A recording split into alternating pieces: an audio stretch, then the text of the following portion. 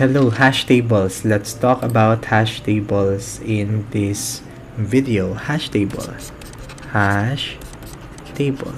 A hash table is just simply a data structure, but more formally, it's an array plus a hash function. I'll try to tell you what a hash function is after I try to give an example. For example, if I go to the supermarket, eggs milk pair, and then pair eggs milk.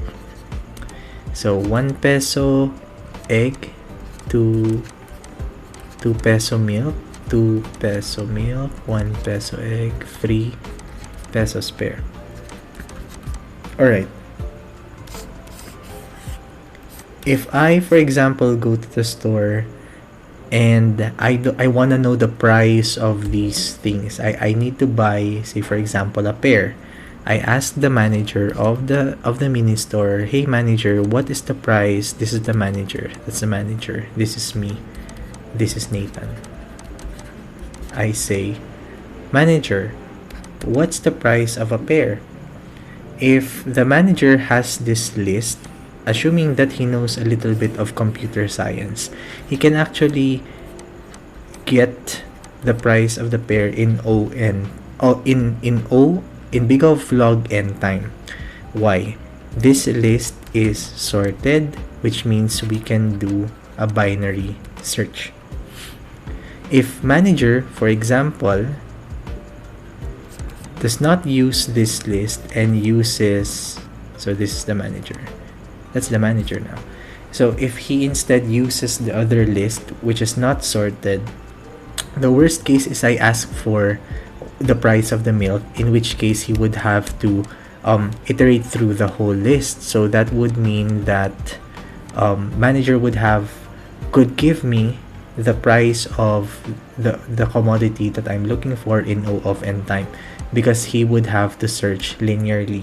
The binary search is something that could give us a log n runtime, and it can do so precisely because the lists are already sorted. We don't have that kind of luxury in the price list number 2.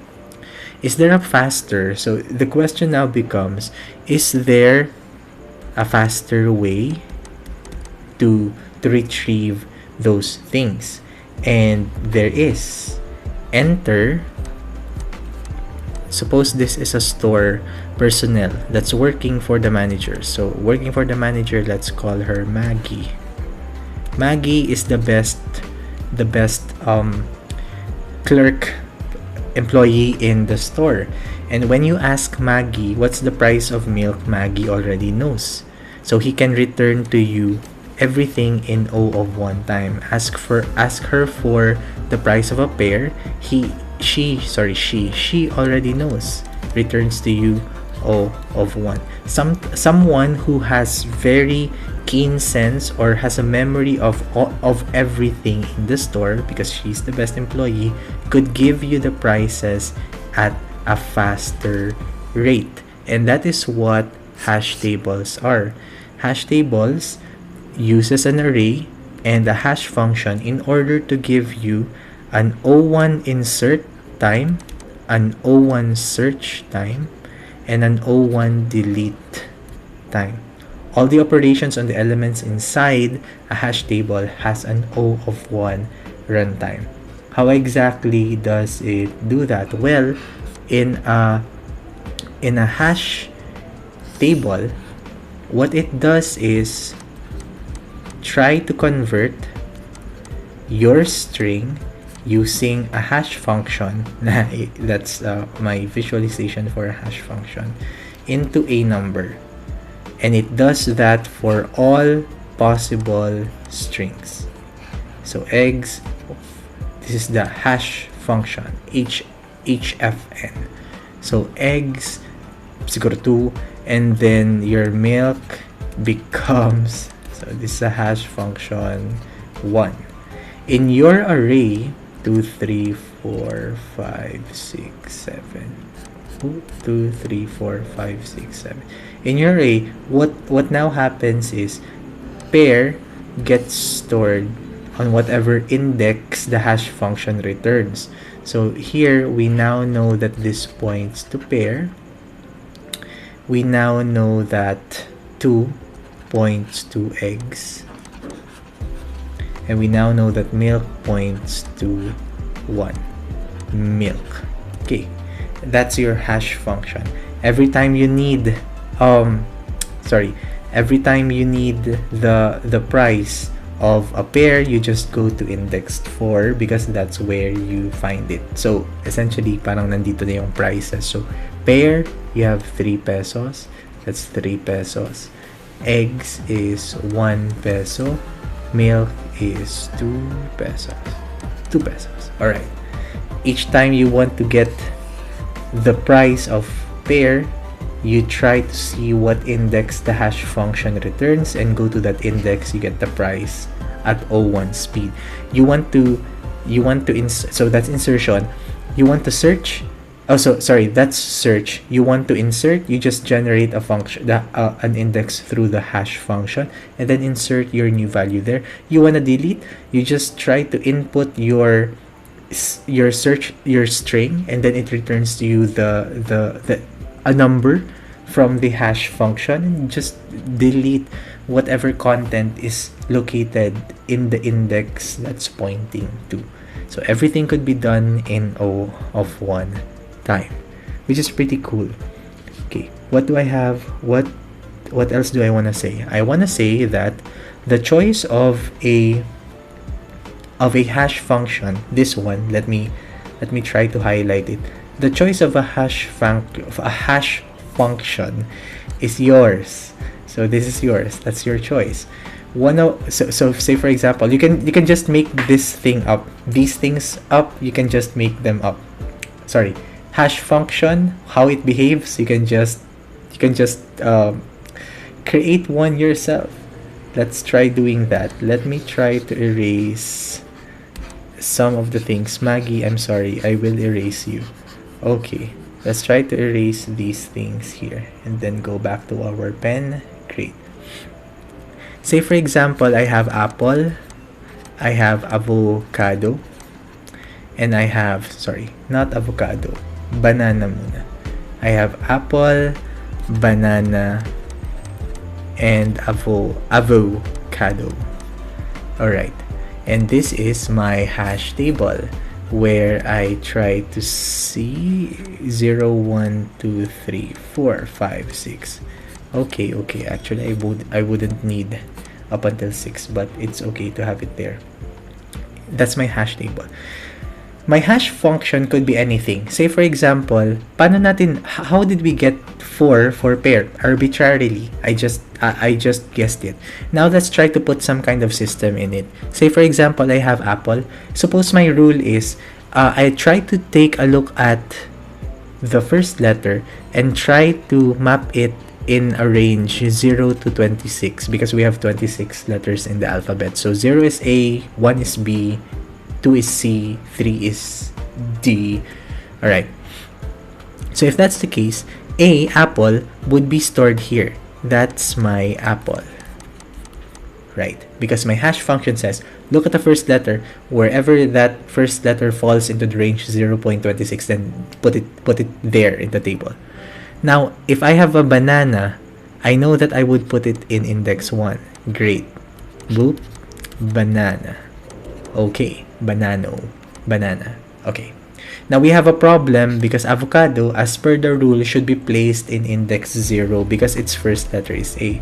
But this is already occupado. What happens here? This is called a collision.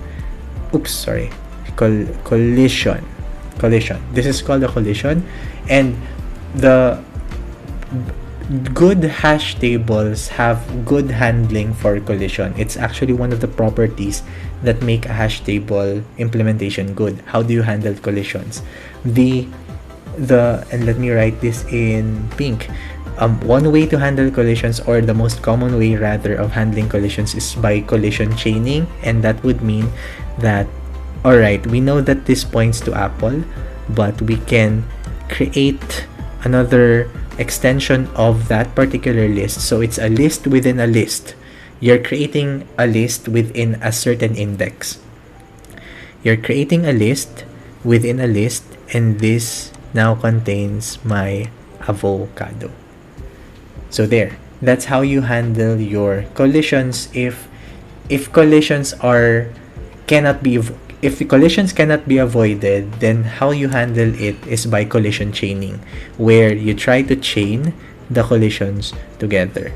Now, what is the disadvantage of collision chaining? Ideally, when you create your hash tables, the collisions are minimized. So the rules that you set, our rule right now is not very creative. We just use the first letter, but you can be as creative as you would want your rules to be. The problem with this particular chaining is, say for example, I don't have banana. Maybe I have afritada. Yeah. So I have apple, avocado, afritada.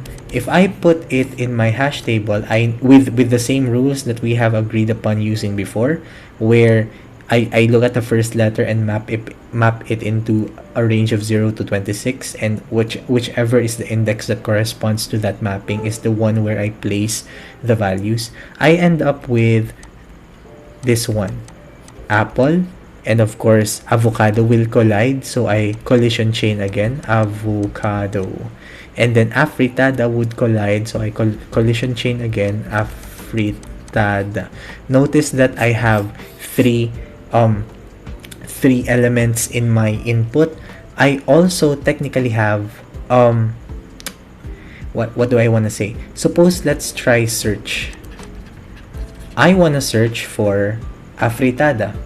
If you do it this way, it's as if, because we said that the search should only happen in O1 time. However, if you have very unlucky collisions, if you have a very very long collision chain, then what would happen is you iterate 3 times also just to find afritada. You iterate the same number of times as your input elements, as the total number of your input elements. So this reduces, if you have a bad chain of collisions, this reduces your runtime to ON. Insert, if you have a bad collision, you will also have to insert, say for example, I need to insert another atis.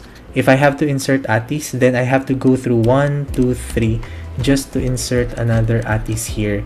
Again, my insert becomes O of n. If I have to delete, worst case, I need to delete atis again. I have to go through everything and delete atis again. My time is O of n. So in technically, what am I trying to say? I'm trying to say that when you're implementing your hash tables, it is important that your hash function minimizes collision, and that you are able to maintain a low load factor. Sorry, I forgot to mention that. What is a load factor? So minimize collisions, that's the one. Please remember that. A low load factor is something like this. So let me try to delete this again. If I have 1, 2, 3, 4, 5. If in my hash table I already was able to put 2 and 3, my load factor.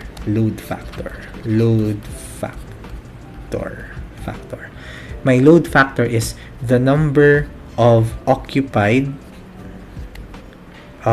slots in my hash table over the number of total slots in my hash table. So this would mean that for this particular example, my load factor is 2 because I have 2 occupied over 5 because I have 5 total places to put things. Now,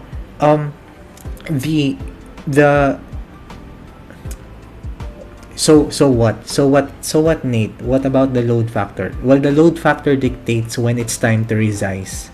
When it's time to resize your hash table, because the recommended range is if you have a load factor of zero point 0.8.